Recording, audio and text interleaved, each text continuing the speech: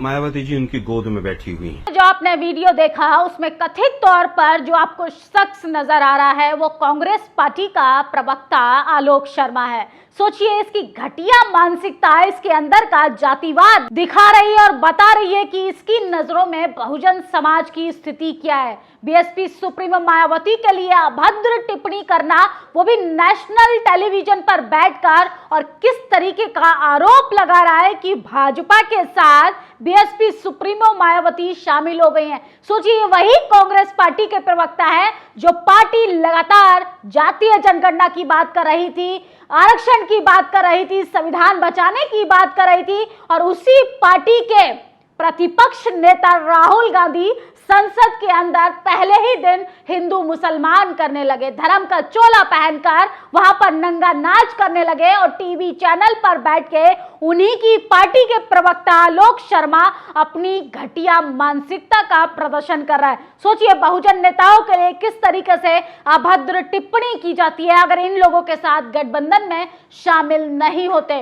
असल में इनकी बौखलाहट बता रही है जब से बीएसपी सुप्रीमो मायावती ने गठबंधन हरियाणा में किया है। सोचिए किस तरीके से ये लगातार आरोप प्रत्यारोप लगाकर बहुजन नेताओं को बदनाम करने की कोशिश करते हैं। इस डिबेट में जो तीनों लोग आपको नजर आ रहे हैं उनकी जाति देखिए। बीएसपी सुप्रीमो मायावती पर अभद्र टिप्पणी करने वाला आलोक शर्मा, चैनल की मशहूर एंकर अंजना ओम कश्यप, उसके बराबर में जो शख्स बैठे हैं पेशे से वकील भी हैं, भारतीय जनता पार्टी के प्रवक्ता गौरव भाटिया हैं। सोचिए, इन तीनों का कॉकटेल देखिए। ये बहुजन समाज के नेताओं को चरित्र प्रमाण पत्र वो भी नेशनल टेलीविजन पर बैठकर बांट रहे हैं। बाकायदा आलोक शर्मा पर तो ST/SC एक्ट में केस दर्ज होना चाहिए और इनकी सदस्यता भी रद्द होनी चाहिए, क्योंकि जिस पार्टी में महिलाओं के लिए सम्मान नहीं, जिस पार्टी में बहुजन नेताओं के लिए सम्मान नहीं, उस पार्टी से संविधान की हिफाजत की उम्मीद तो कतई नहीं कर सकते। सोचिए, लगातार जिस तरीके से दलितों पर अत्याचार हो रहा है, घोड़ी चढ़ने नहीं दिया जाता, मूंछ रखने नहीं दिया जाता, एट्रोसिटीज, कांग्रेस के शासित राज्यों में दलितों की स्थिति बदतर स्थिति में पहुंच चुकी है। और देश के प्रधानमंत्री के साथ साथ प्रतिपक्ष नेता राहुल गांधी सीना चौड़ा कर कर कहते हैं कि हम आरक्षण बचाएंगे, हम जातीय जनगणना कराएंगे। जैसे ही चुनाव जीत कर आए वो तमाम मुद्दे भूल गए। बहुजनों का इस्तेमाल होता है सिर्फ वोट के लिए। बहुजन नेताओं को किस तरीके से जलील किया जाता है, ये आलोक शर्मा का मानसिकता आपको बता रहे। किस तरीके से बैठकर ये बीएसपी सुप्रीमो मायावती के लिए अभद्र टिप्पणी कर रहा है। ऐसे नेताओं को तो कायदे से लतियाने की जरूरत है। सोचिए, जब इन्हें जरूरत होती है पावर, पद और प्रतिष्ठा बचाने की, तो ये खुद कांग्रेस की गोद से उठकर बीजेपी की गोद में जाकर बैठ जाते हैं और ये सर्टिफिकेट बांटने का काम कर रहे हैं। बहुजन लीडर, बहुजन आइकॉन बीएसपी सुप्रीमो मायावती के लिए, जो कि इनके आगे पीछे नहीं करना चाहती हैं, ना इन लोगों के साथ गठबंधन करने के लिए साफ तौर पर मना करती हैं। सोचिए किस तरीके से एक सांपनाथ का काम कर रहा है, एक नागनाथ का। आपको दोनों ही पार्टियां गुमराह करने का काम कर रही हैं और बहुजन नेताओं को यह जताया जा रहा है कि आपके नेता की कमियां, आपका नेता फ्लॉप है।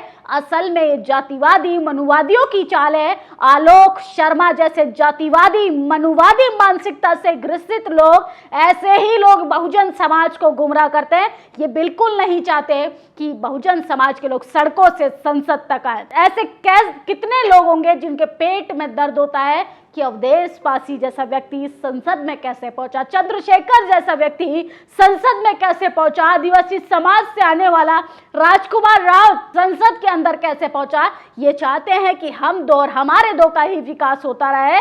सोचिए, कांग्रेस पार्टी सबसे बड़ी जातिवादी पार्टी है। नेशनल टेलीविजन पर बैठकर सोचिए किस तरीके से बहुजनों की सम्मानीय लीडर सुप्रीमो मायावती के लिए अभद्र टिप्पणी की जा रही है और ऐसे पे अंजना ओम कश्यप उनका बचाव भी नहीं करती, ना उनकी तरफदारी करती, क्योंकि सब लोगों की जाति मैटर करती है। जाति के इर्द गिर्द इस देश में सब कुछ तय होता है। सोचिए किस तरीके से मनुवादी लोगों ने बहुजन नेताओं को बदनाम करने की कोशिश की, कैसे हेमंत सोरेन को बदनाम किया, लालू यादव को बदनाम किया, तेजस्वी यादव को बदनाम किया, अखिलेश यादव को बदनाम किया, और सुपर हीरो कौन बन गया? राहुल गांधी, जबकि सबसे ज्यादा सीट जीत कर आए हैं अखिलेश यादव। उत्तर प्रदेश में अगर आज इंडिया गठबंधन की लाज किसी ने बचाई है तो वो अखिलेश यादव। लेकिन सोचिए, जातिवादों की तो जातिवादी मानसिकता तो सामने झलक रही है। बीजेपी लीडर शहजाद जयहिंद ने ट्वीट किया है, कांग्रेस लीडर आलोक शर्मा में एक डिस्कस्टिंग कमेंट ऑन बहन Mayawati, sexist and also anti Dalit. सोचिए किस तरीके से मायावती पर अभद्र टिप्पणी करने का यह प्रयास कर रहे हैं। महिला विरोधी, दलित विरोधी होने के साथ साथ ये अंबेडकर, फूले पेरियार की विचारधारा के भी खिलाफ बयान देने का काम कर रहे हैं। दलित समाज को तो, ऐसे नेताओं को, ऐसे प्रवक्ताओं को तो बायकॉट कर देना चाहिए। किस तरीके से ये बहुजनों को बदनाम करने की कोशिश कर रहे हैं। तमाम लोग सोशल मीडिया पर नाराजगी बता रहे हैं। No case because of same party same culture follow from Nehru dynasty.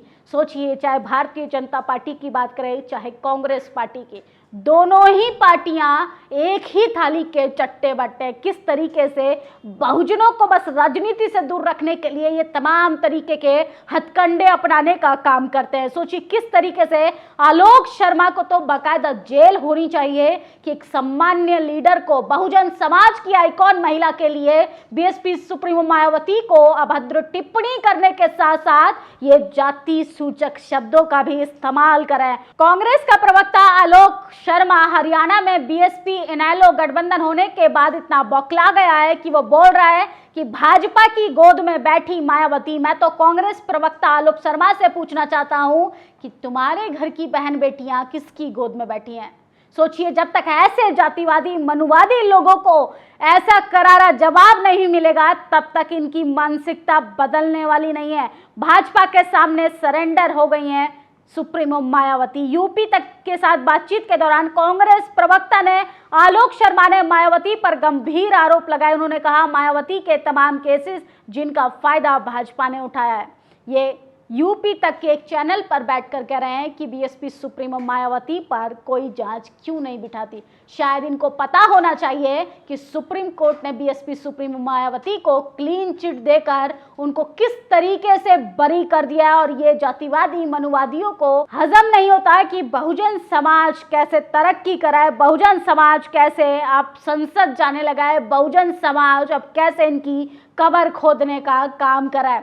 Mayawati की बीजेपी से नजदीकी कांग्रेस प्रवक्ता आलोक शर्मा ने लगाए गंभीर आरोप। तो ऐसे टीवी चैनल से सावधान रहिए, ऐसे नेताओं से सावधान रहिए, खासकर तो उन नेताओं से जिनकी मानसिकता जातिवादी हो, महिला विरोधी हो और किस तरीके से बहुजन समाज की सम्मान्य महिला के लिए अभद्र भाषा का इस्तेमाल करें। तो लगातार भाजपा सरकार के साथ साथ कांग्रेस पार्टी के नेता, अभिनेता, प्रवक्ता भी हार से बौखलाने लगे हैं। जिस तरीके से बीएसपी सुप्रीमो मायावती ने हरियाणा के आगामी विधानसभा को लेकर गठबंधन किया है, उसको लेकर कांग्रेस के पेट में दर्द होना शुरू हो चुका है।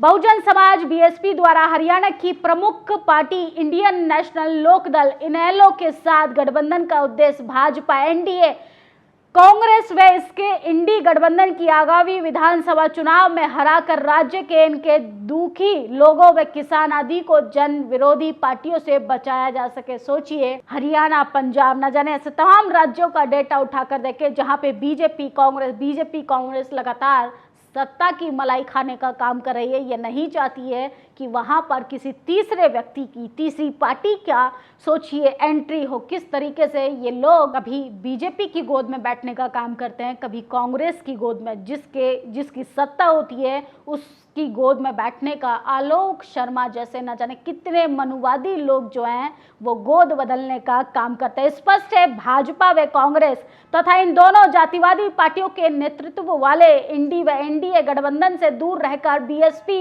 एवं इनेलो से हरियाणा में सर्व समाज के सामाजिक समरसता और इनके बीच आपसी गठबंधन को महत्व दिया जाएगा ताकि हरियाणा आगे बेहतर तरीके से फल फूल सके। बीएसपी सुप्रीमो मायावती ने आगे लिखा है, इनेलो गठबंधन को लोग तीसरे मोर्चे के रूप में स्वीकार कर रहे हैं क्योंकि भाजपा व कांग्रेस का जातिवादी, सांप्रदायिक, आरक्षण, संविधान विरोधी चाल चरित्र और चेहरे को लोगों ने देख लिया है। अब वे चौधरी देवीलाल व मान्यवर श्री काशीराम जी की मानवतावादी सपना साकार करना चाहते हैं। तो लगातार जिस तरीके से मनुवादियों के पेट में दर्द होना शुरू हो रहा है, इससे तो यही पता चलता है कि हरियाणा के आने वाले विधानसभा चुनाव में बीएसपी इनेलो गठबंधन के साथ मिलकर कुछ बड़ा खेला करने वाली है। जो लोग बीएसपी सुप्रीमो मायावती पर इस तरीके की अभद्र टिप्पणी करते हैं, उन पर तो बाकायदा ST/SC एक्ट के तहत केस दर्ज होना चाहिए, जेल भेजा जाना चाहिए और ऐसे नेताओं का बायकॉट होना चाहिए जो नेता बहुजन महिला का सम्मान नहीं कर सकता, जो नेता बहुजन नेता की इज्जत नहीं कर सकता, जो बहुजन आइकॉन के रूप में जाने जाने वाली बीएसपी सुप्रीमो मायावती के लिए ऐसे शब्दों का इस्तेमाल करता हो। इससे अंदाजा लगाइए दलितों के लिए, पिछड़ों के लिए, आदिवासियों के लिए, मुसलमानों के लिए ये क्या खाक विकास करेंगे। इस खबर पर आप लोग अपनी प्रतिक्रिया जरूर दीजिए और आलोक शर्मा की इस मानसिकता के बारे में आप लोग क्या सोचते हैं, इस पर भी आप अपनी राय जरूर दें। नेशनल दस्तक की आपसे गुजारिश है कि अगर इसको बचाना चाहते हैं तो नेशनल दस्तक को सब्सक्राइब करने के लिए रेड कलर के सब्सक्राइब बटन को दबाएं, फिर बेल आइकन की घंटी दबाएं। नेशनल दस्तक को बचाने के लिए बहुत जरूरी है कि हर खबर को शेयर करें, लाइक करें, कमेंट जरूर करें।